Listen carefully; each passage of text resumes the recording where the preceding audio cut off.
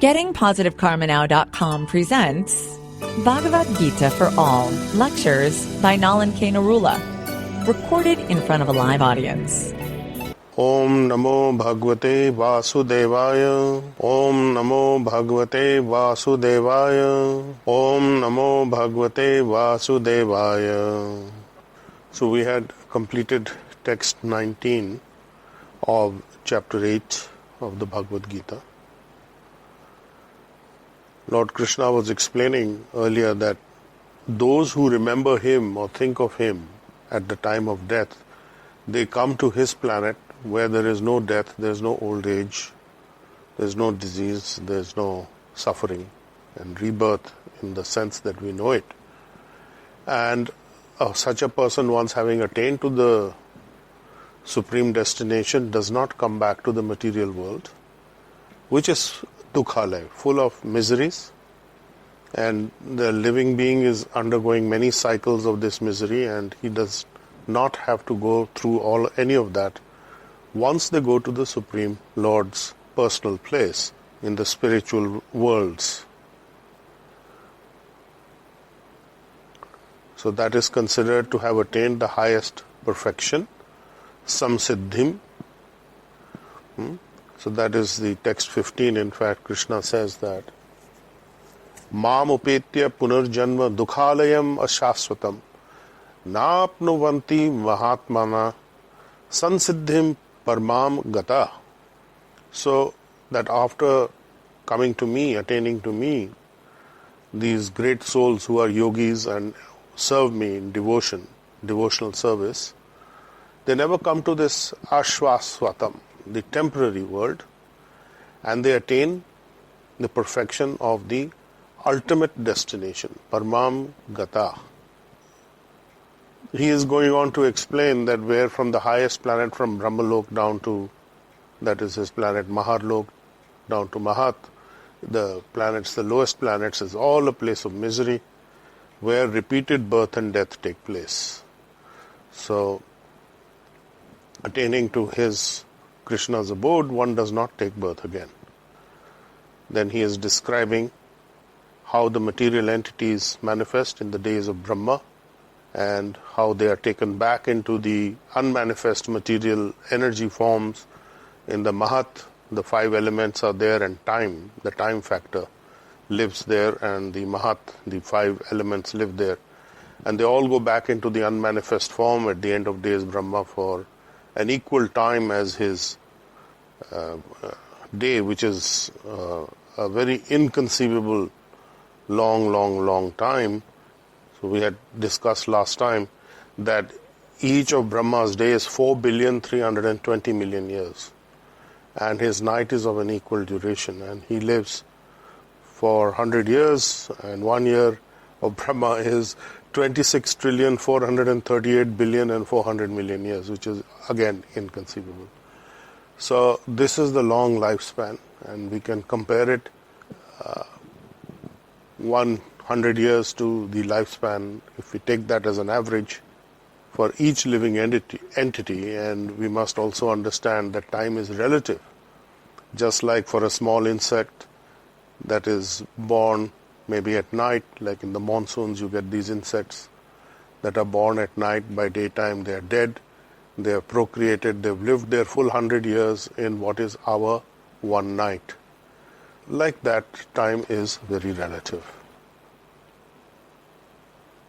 Previously in 19th text he had said that this is a continuous cycle and people are helplessly dissolved and helplessly being born, and this is repeated again and again. So we come now to text 20 of chapter 8 of Bhagavad Gita. Paras tasmat tu bhavo anyo avyakto avyaktat sanatana yasa sarveshu bhuteshu nashyatsu na vinashyati. So para tasmat tu bhava anya.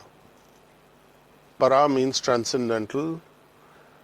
Beyond this, tasmat, beyond this, there is another nature, bhava, anya, avyakta, which is also unmanifest. So earlier he had talked about how at the night of Brahma, the living entities dissolve into the unmanifest, which is the material unmanifest, subtle form.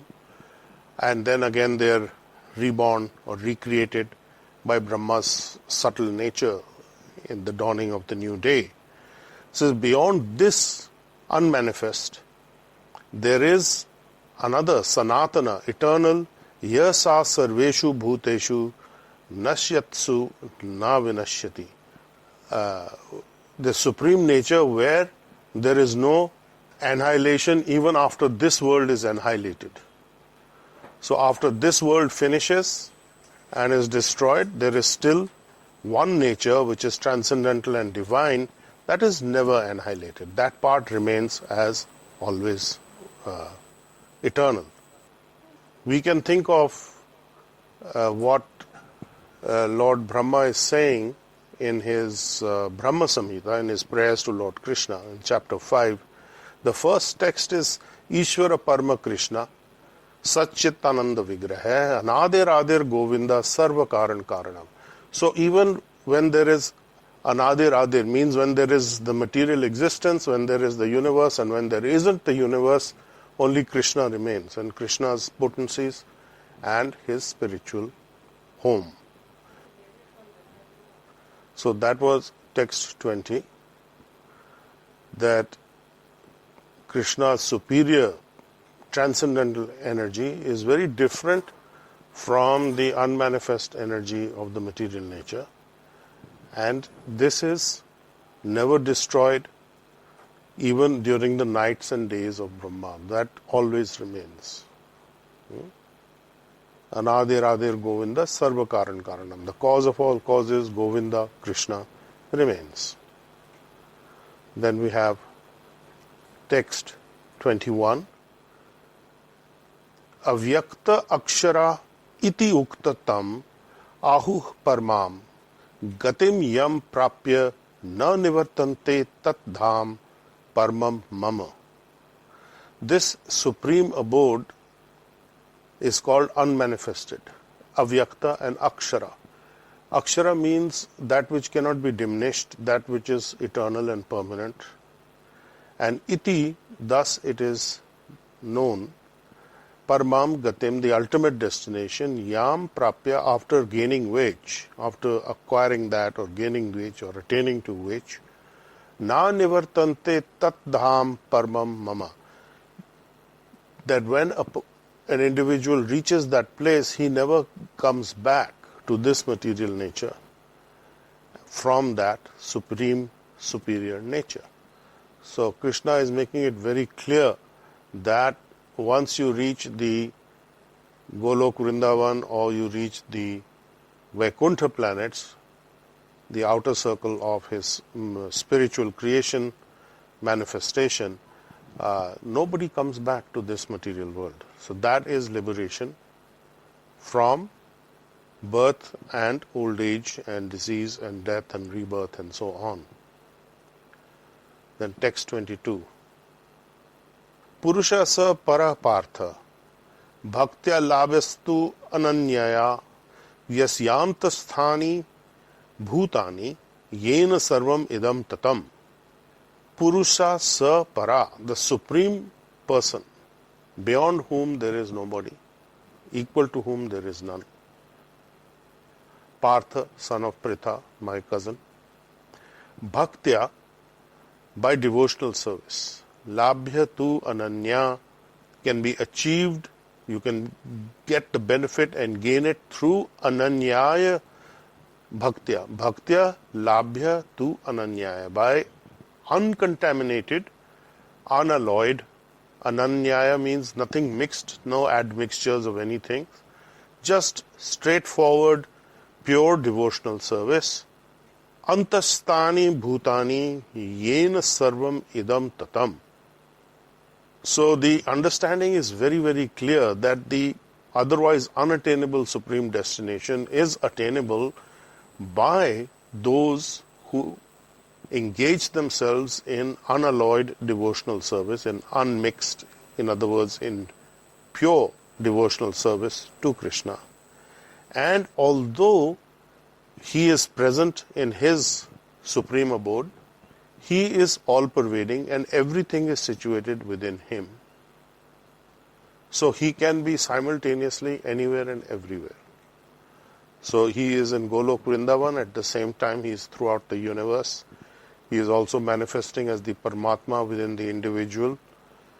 He is also manifesting as the soul of the universe in his Vishnu form.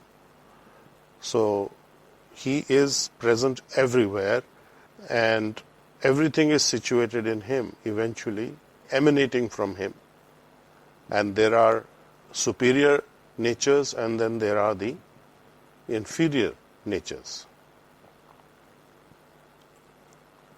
So one thing is very clearly brought out here is that ultimate destination of all methodologies, whether you go in for various kinds of yoga, you go in for various kinds of practices, physical, mental, meditative, go to all kinds of karma. Ultimately, you have to engage yourself in the karma, in the transcendental karma of service to the divine, unalloyed devotional service. So ultimately, it is to the point of bhakti. By whatever methodology you start, you will eventually have to come to this point. So intelligence says you cut short all the time and go directly to the bhakti aspect. So bhakti yoga is the supreme. He is mentioning here, he has mentioned earlier also number of times, and now he is making it very clear that it is only through this unalloyed devotional service, bhaktya is using the word bhaktya, devotional service, that you can attain to the supreme. There is no other way.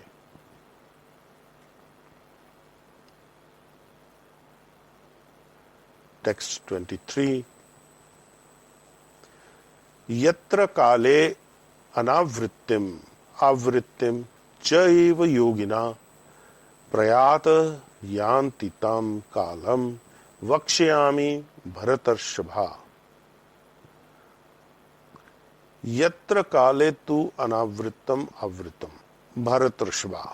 Best of the Bharat family. Let me explain to you, I will now explain to you the different times at which when one departs the body, goes away from this world, one does not or does come back. So I will describe both. That time is also a very important factor, like an element. So we had talked about the Mahat Tattva, the 5 elements plus time. That is the reservoir of the creation raw material for the world, which the architect, engineer, Lord Brahma then uses to create the material manifestation from the subtle body of the material inferior nature. He goes ahead now in text 24 to explain this in more detail. Agnir Jyotir aha shukla sanmasa uttarayanan tatra prayata gachanti brahma brahma vidog jana. Agni Jyoti aha shukla sat masa.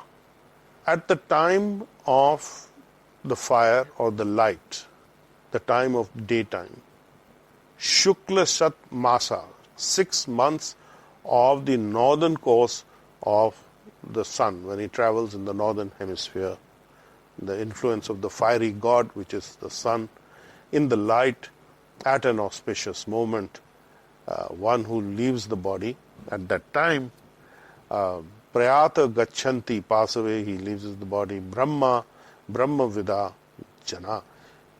That person who is the knower of Brahma. It is not for everybody. Brahma Vida, one who knows Brahma.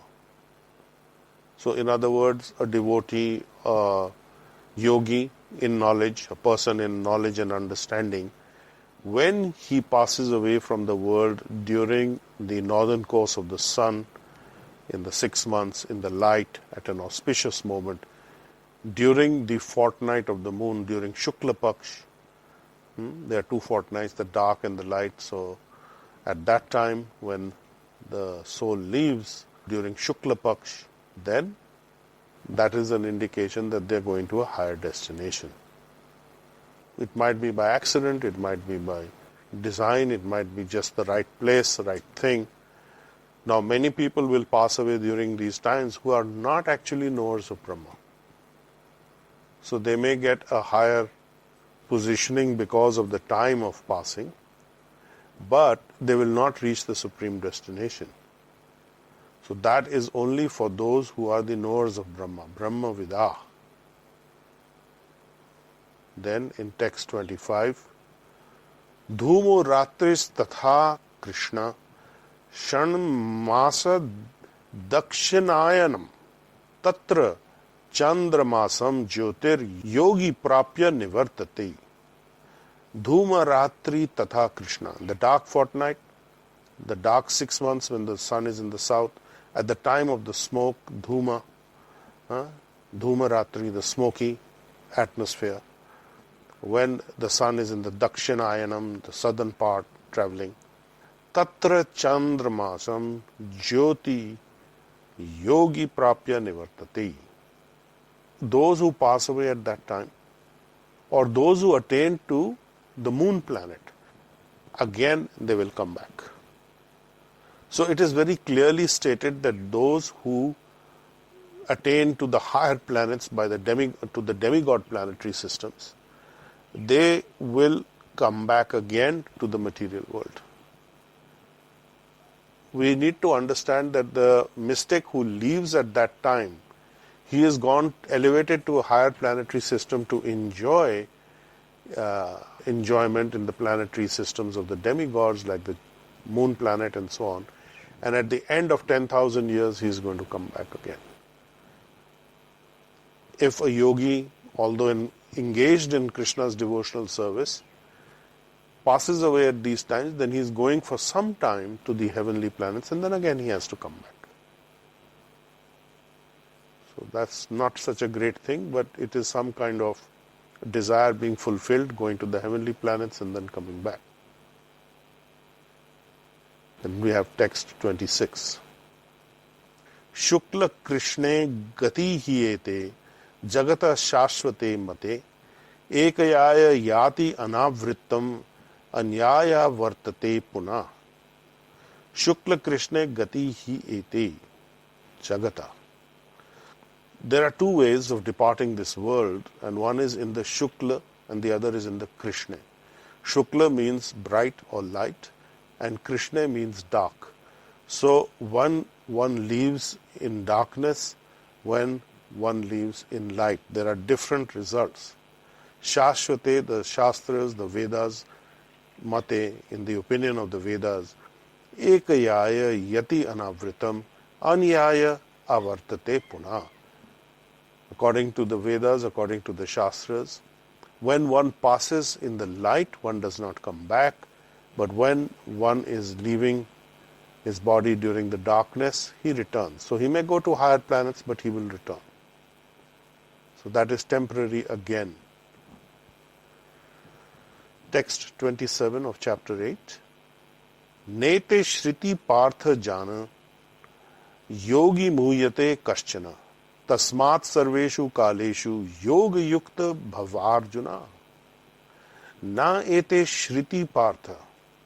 Never ete, all these shriti, different paths, Partha, son of Pritha, my cousin. Janam yogi, even if they know this, the yogis, muhyate, bewildered, kaschana tasmat, anyone can be bewildered. Therefore, sarveshu kaleshu, always yoga yukta, be engaged in Krishna consciousness, be engaged in connection with the divine energies. Bhava, Arjuna, just become that, Arjuna. Become engaged. So as healers, you are engaged every day, every moment in connection with Krishna through his divine energy of Reiki and the KQ force. And Krishna is saying that when you are fixed like that, and you are fixed in your devotional service, in your action. Service implies activity, whether it is internal activity or external activity.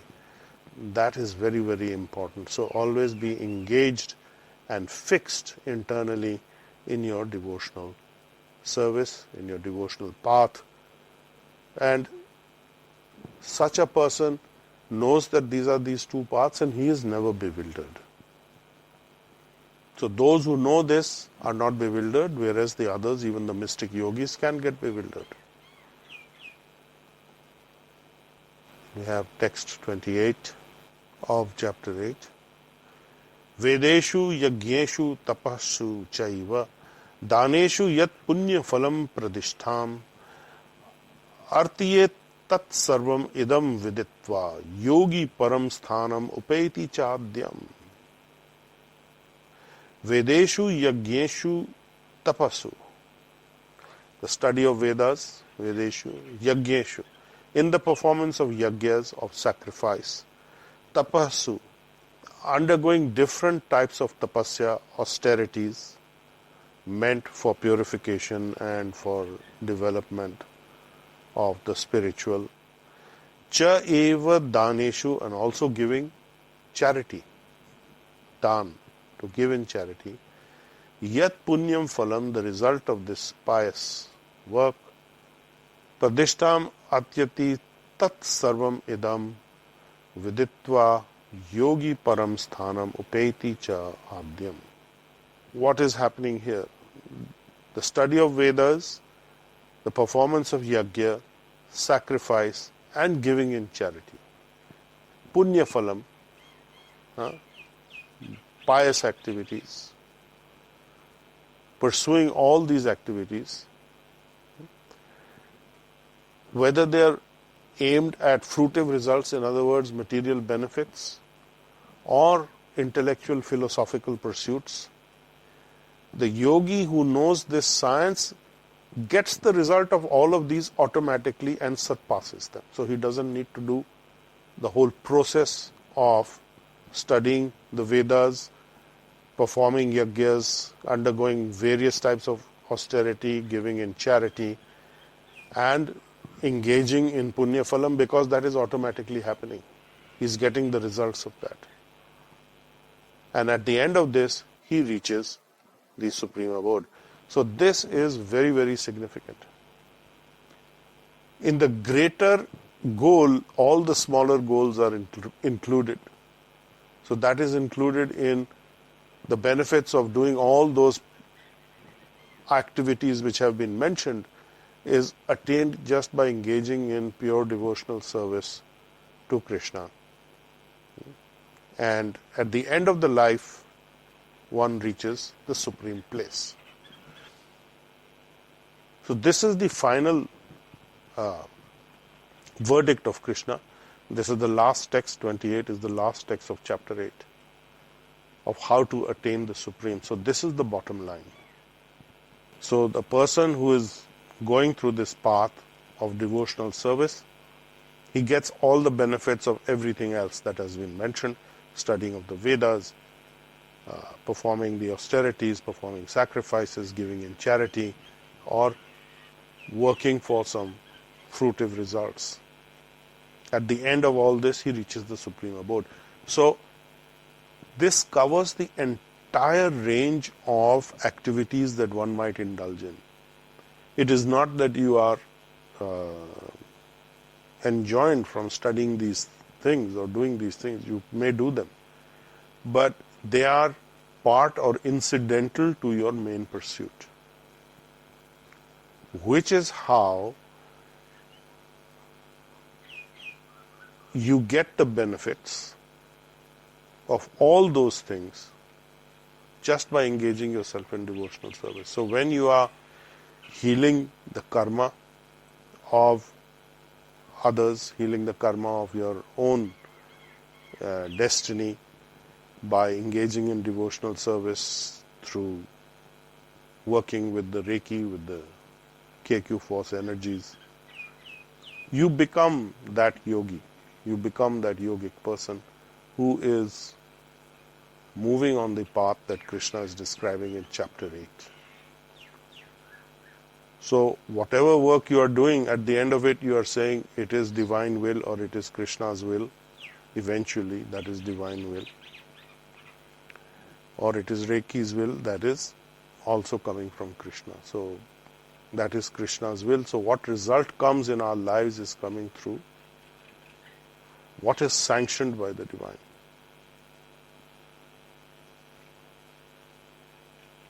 So if you accept this path, it is not that you are going to have a very terrible life, that you are living the life of a renunciant or a person who has not received any benefits because you have given up so many things. You are going to get the benefits of all these things, studying the Vedas, performing sacrifices, giving charity, or following some intellectual philosophical pursuit, or following the fruitive activity. Results all are going to come automatically. And at the end of it, he reaches the supreme place of Krishna. So that is the end of chapter 8 of the Bhagavad Gita. In the matter of attaining the Supreme, so this is how you attain the Supreme. So if you are engaging in these activities as described, if you are having this knowledge, knowledge is very important, because without knowledge there is no confidence, or there is no greater anchoring of your faith. So knowledge is necessary to increase your faith and confidence. It's not that you have to become a Vedic scholar, but you must have some fundamental, basic understanding. Otherwise your faith is shaky and you drop away from it, as people do, and then it becomes difficult for them. So the more educated you are in this, the more knowledgeable you are in this sense of understanding your position, understanding the position of the devotees of Krishna who are serving him in devotional service, understanding your own position actually as a devotee of Krishna. So directly or indirectly, knowingly or unknowingly, you are there, and you continue on this path, you will receive all the results that are obtainable by other activities without necessarily having to do those. So the greater encompasses the lesser. So these lesser results are automatically covered in the greater activity of working in devotional service, working with the healing energies that you have, the empowered connection with, and that is how you attain to Krishna. So next time we will either discuss this if needed, or we will move on to chapter 9, which is the central point of the Bhagavad Gita. This all the way up to chapter 13 is about devotional service. So chapter 9 is the most confidential, royal knowledge of secret knowledge, which is going to further advance your understanding and inspire you to more devotional service. So if there are any questions, take the microphone and switch it on, speak into it, and then we will answer your questions. So, go ahead. Yeah, Bhavani wants to know, has asked you to repeat about the pure devotional service. Pure devotional service simply means that you are not getting into the demigod admixture of service. You are not running here and there. You are only engaged in the service of the Supreme, the source of all sources, and all subsidiary things you are avoiding. Your purest connection is the Brahma connection, which is unlimited types of spiritual energy, which also includes Reiki and the KQ force. So demigod worship is not recommended. Krishna has said earlier that the pious people worship the demigods. And then he goes on to explain that that is okay, but the intelligent people do not worship the demigods. Those who have higher understanding, they do not worship the demigods simply because of this, that you come to the point of unmixed devotional service to me rather than mixing it with some demigod worship. And if you are engaged directly only in my service, will you come to me? If you are going to explore other possibilities, then you will reach those other possibilities, not Krishna. So he has explained that those mystics, also the yogis who may have had a desire to enjoy with demigods somewhere, and they may still be connected to the demigods in some sense, and so therefore devotional service is not pure. They will go to the moon planet, which is you can say the recreationary planet of the demigods or the higher entities, and they will enjoy like you are going for a vacation, having a great holiday there, but after 10,000 years you're back here again. So start all over again. So that's where you will be. So that is the meaning of unalloyed or unmixed devotional service. We do not approach other demigods for anything. We respect them, we recognize their position, and they are there to help us.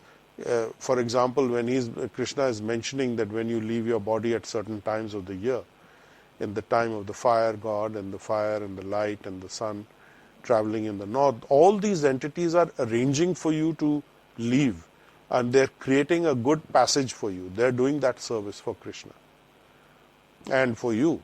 So they deserve our respect and our gratitude, but they're not to be worshipped the way Krishna is worshipped. You cannot think of Krishna as equal to them. That is an offense. You cannot think the demigods are equivalent to Krishna. So you must understand that Krishna is supreme, he is the source of all sources, and devotional service to him means exclusive. So exclusively serving him, not serving the demigods. There are others who will serve the demigods, that's okay too. But it's not the same destination that they're going to reach. If you take two different paths, you will go to two different destinations. These are not merging. Until you come to the point of this understanding that ultimately it has to be an exclusive service, an exclusive alignment, you can say, towards Krishna. But it is not that you're opposing the others. It's not because they're part of his management team. Lord Brahma is the supreme manager of the material world under Krishna. So the demigods are also working under Brahma. So they are creating this whole place for you to work out your karma and your destiny. So we respect them greatly. But we do not have the same kind of devotional service aspect as we do to Krishna. Krishna also says, because people get results very quickly going to the demigods, they are attracted to them because they can get quick benefits. So here the understanding is with Krishna you won't get that many quick benefits, but you will get the benefits eventually which are the best for you. And again he is confirming here that all the benefits you get even from those fruitive activities, which is the Karam Kand section of going to the demigods, you are still going to get it, but in a way that is good for you. What is the good? The good is your ultimate destination. So Krishna is protecting you from all things that you finally come to him. You're not going to be left a pauper. You don't have to renounce anything. You're going to get all those benefits. You just go through your daily activities with single-minded dedication to Krishna, to serving him and serving his cause directly under the direction of the parampara of the spiritual masters, the school that you are in, and you will get that destination eventually. That is Krishna's promise. So he looks after his devotees personally. Elsewhere in the Gita he says that for my devotees I carry to them what they lack and I protect what they have. So he is very encouraging in different ways, addressing all these doubts of Arjun and also doubts that we may have. Any other questions? Mickey has asked, in the Gregorian calendar, when are the light or the dark times? Yeah, when the sun is traveling in the northern direction, 6 months. And then it starts to go in the southern direction. Like now in October, it is moving in the southern direction. So that would be peaking the longest day, June 22nd, I think it is. So that is the peak, and after that there is a decline, is there not? There's a southern path that the sun takes, right?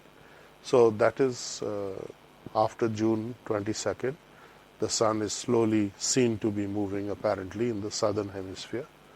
So that is the darker 6 months, so which is running now, right? But within this darker 6 months, there are also the bright fortnight of the moon, in which anybody passes can go, the mystic goes. But the understanding overall is there's an overall time frame, dark 6 months, light 6 months. Then there's the light fortnight of the month, the 14 days when there's moon is visible. And then there's the declining moon and the zero moon, the dark night. So that's Shukla Paksh and Krishna Paksh. So in the dark fortnight, again, if somebody goes, if it's the darker 6 months and a person lives in the dark fortnight, definitely he's going either to the higher planets for enjoyment or he's going elsewhere. But if he's not in Krishna consciousness or he's not a devotee, he's not a yogi, then they're coming back. So those people will come back. But those who are living in the light fortnight by chance, by accident, they are not coming back. So plan your death the first 6 months of the year.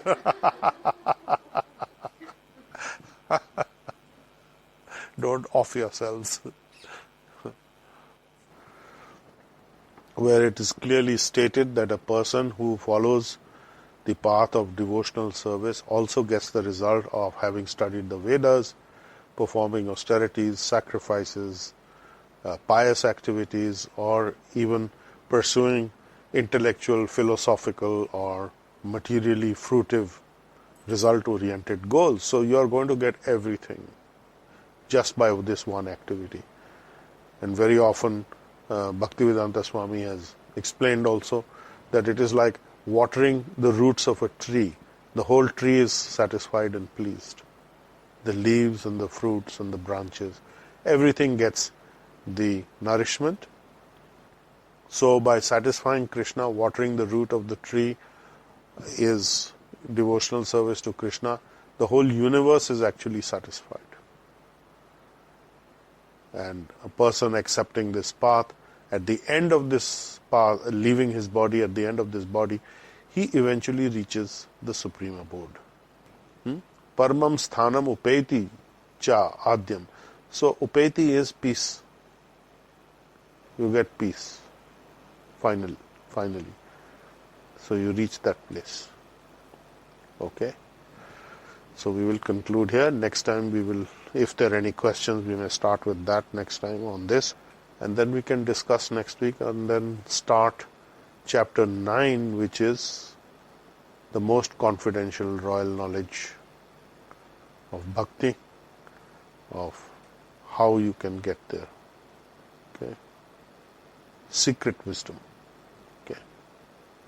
Om Namo Bhagavate Vasudevaya. Om Namo Bhagavate Vasudevaya. Om Namo Bhagavate Vasudevaya. Okay, we can log off. Thank you for attending. You've been listening to Nalin K. Narula on GettingPositiveKarmaNow.com.